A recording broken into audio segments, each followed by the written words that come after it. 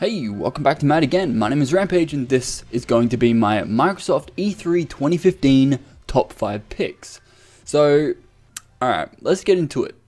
So number 5 is Rare Replay, which is 30 rare titles for $30. Now, personally, a lot of them I don't really care for, apart from, Conker's Bad Fur Day, Banjo-Kazooie, and Banjo-Tooie. Those are the only 3 that I really care about. So, for 30 bucks, it's not really too bad, but I don't know whether it's going to be a remastered version, so just upscaled or whatever, or whether it's just going to be an upscale.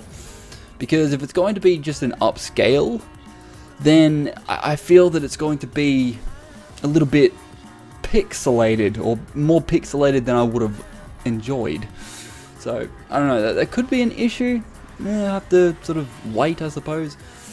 But it is also only for, I think it was Xbox One, I think, as well. So that's kind of annoying. But anyway, number 4, Recore. Now, Recore was probably one of the most interesting titles that I've seen during E3. But obviously, we don't really know much about it because it is only, or what they showed was basically just a cinematic trailer. And what is the game? So essentially, what we can gather from the trailer was that the chick in the trailer, and this dog thing, she can manipulate objects or robots, and that's about it. With the core thing, you take the core out of one thing, stick it in another, and it's a whole new same creature thing. Apparently, I don't know how the creatures become a thing. It is interesting, but it's just a little bit weird at the same time. But I don't know. Maybe it's kind of like the ball thing might be like the processor for the robot. I have no idea, but it is kind of interesting, as I said. But anyway, number 3, Rise of the Tomb Raider. Now, yes, Rise of the Tomb Raider is an Xbox One exclusive, which, well, timed exclusive for at least like a year or something, I think I remember seeing. So, that kind of pissed me off that Microsoft actually just went, fuck everyone else, this is an exclusive, because, I don't know, people were sort of speculating that it could be because, PlayStation has Uncharted and stuff like that, like Ratchet and Clank and shit. But I don't know, I don't like when developers do this kind of shit, because it's like, well, you're going to take the, multi-platform game of Tomb Raider and make it exclusive. This game is supposed to be, or by the name I assume, Rise of the Tomb Raider is supposed to be the prequel to Tomb Raider 2013. So why would you manipulate that and just get it as an exclusive, or at least a timed exclusive? It doesn't really make much sense, and I don't really like that they've done that. But anyway, number 2, Gears 4. Now, I'm a okay fan, I suppose, of Gears of War. I do like the game.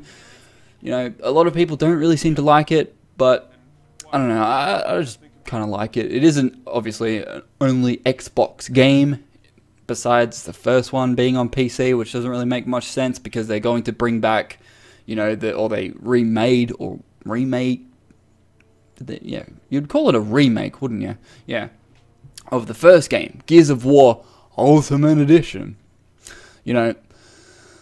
I'm all for remakes, but when you don't give us the rest of the franchise, I can't really understand where that idea is coming from. If you're going to, give PC another version of Gears of War 1, but then Gears of War 4 isn't coming to PC, this doesn't, I don't really understand where that idea is coming from. And with that said, I actually bought Gears of War 1 on PC and on Xbox 360. Obviously on Xbox 360 it was like $8 now for pre-owned.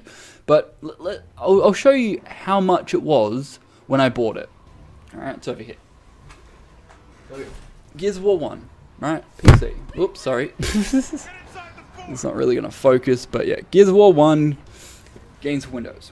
Alright, so we open it. Obviously I'm not going to show you my product key, because that way you can actually play the game, because Games for Windows Live for some reason still works, even if you put the code in. Like, if I put that code in, you could play with the exact same code and we could play together. So, yeah, that doesn't really make much sense. Anyway, I bought it from Game Marion. So, and apparently they decided to call me Brad Madigan instead of Brett Madigan, which is really weird. But anyway, let me turn on autofocus.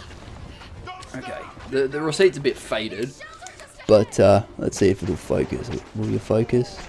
Will you focus? Come on. Come on. No. Okay, well. So Gears of War PC amount $49.95. Let's see if you can actually see it. It's around here somewhere. There we go. $49.95.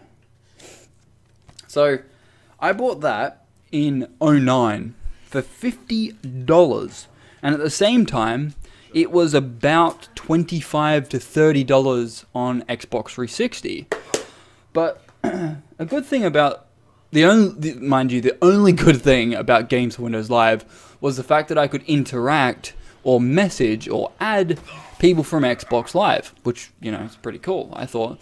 I also believe that you could have played with Xbox 360 users on Gears of War 1 on PC. I'm not 100% sure because I don't know anyone that has Xbox Live or an Xbox 360 that has Gears of War, so I couldn't really test that idea. But now that I do have Gears of War on my own Xbox 360, I might be able to test that, but there's no way in hell that I'm paying for Xbox Live. So if it doesn't work without Xbox Live, then there's no way that I'm going to do it. But before I continue on to the next subject, you could probably already gather what it is. I do want to mention that, you know, with Gears of War, the Ultimate Edition, if they do not allow cross gameplay with both PC and Xbox One, I think it's coming out for, yeah, Xbox One, then I'm going to be a bit annoyed because, you know, it's just annoying. We live in this age where, or not really the age, but like Microsoft kind of has the idea of, oh, we want to gradually get into the idea of having cross gameplay with, you know, Xbox One and PC. That's a good idea to have. I'm all for that, you know, 100%. But with a game like Gears of War, if you don't allow it, if you don't allow cross gameplay with, you know, Gears of War Ultimate Edition with both PC and Xbox One, you know, it's going to be really annoying. But anyway, number 1, Xbox One backwards compatibility. Yes, that's right. Your Xbox One can now play Xbox 360 games, or at least 100 games, but only like a few of them people actually care about. You know, like Viva Pinata, who really cares? You know, like games like that I never played, I never really gave a shit about. You know, I think there was a bundle back when the Xbox 360 was like either 20 or 40 gigs or something like that you could get Viva Pinata and like 2 or 3 other games. Congratulations, I don't care about that game. But games like Mass Effect, you know, if the game actually runs at 60 frames per second and at 1080p, then, you know, congratulations, that's cool. But apparently, according to Microsoft, it'll run at the same spec as what the Xbox 360 does. And it sort of like emulates, the Xbox One sort of emulates the Xbox 360 sort of UI and, you know, the OS. Which is good in theory, but at the same time, I don't really want to run, you know, Xbox 360 games. If I'm going to download the title, this is what they stated, you have to, you know, with retail games, you can stick the retail game in for your Xbox 360 into the Xbox One, and you have to download the game?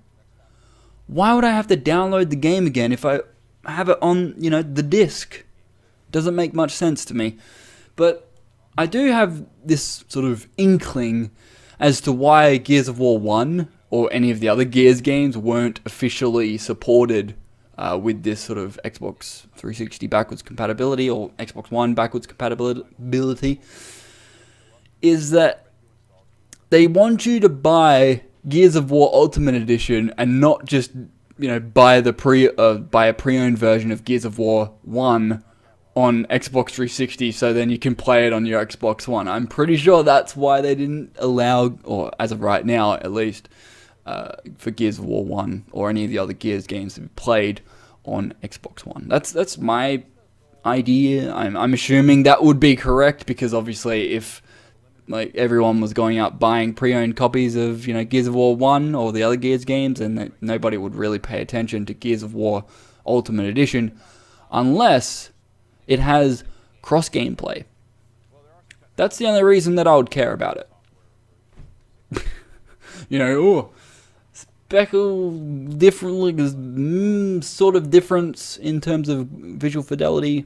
The shadows are different, the lighting's different. They've essentially made the game feel more dark, which is good in a sense, but if you're going to change the lighting and make it, too dark, Gears of War is already a dark game, yeah, but I don't know. I haven't really paid attention much to the gameplay because, I actually want to experience that eventually myself, or, see it on YouTube, or I don't know, probably won't end up doing it like that either, but I would really like to play it for myself, so I don't really want to see gameplay for it. But as for other games, what games do you look forward to playing on your Xbox One? And would you prefer, obviously you would probably prefer this, but if Microsoft were able to run Xbox 360 games at 1080p native at 60 frames per second, do you think that would happen? It's an interesting thought, because right now, as I stated before, they're going to emulate the Xbox 360 OS with the Xbox One. But what if they found out a way to just be able to play the games, or the Xbox 360 games, directly from the Xbox One UI and all that sort of stuff, or the OS, I should say, without running the Xbox 360 OS? That would be interesting. Because not only would the game be able to run, at 60 frames per second, 1080p, but you would get a smoother experience out of it. So, hopefully that becomes a thing. If not, who knows? But anyway, yeah, let me know what your top 5 picks were, or, if there was anything other than what I noted in this video that you actually cared about. And, let me know.